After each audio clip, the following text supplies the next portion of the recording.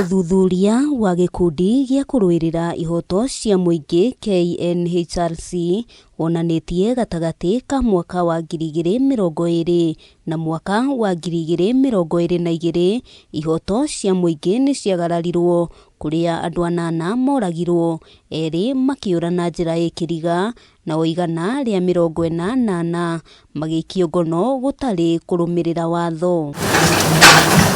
Riboti ĩno oho yonanĩtie nĩ gũkoretwo na wagarari wa ihoto cia arũĩrĩri a ihoto cia mũingĩ KNHRC, ikiuga aingĩ makoretwo makĩguoyohio na kũrutĩrwo mĩkana ya kũragwo hamwe na kũnyitwo mĩgwate. On paper, Kenyan Constitution and its ratification of international treaties create a strong foundation for human rights.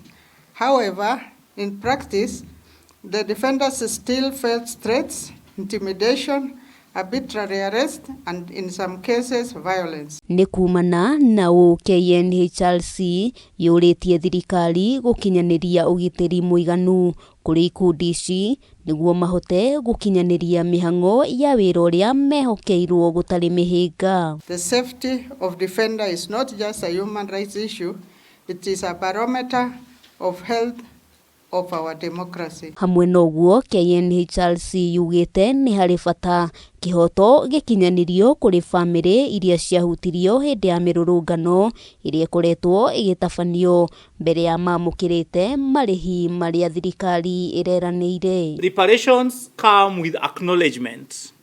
Reparations come with compensation. Reparations come with memorialization. So it's a big concept. Ngiribotera Kameme TV, rĩtwa rĩakwa nĩ Wambui wa Njũgũna.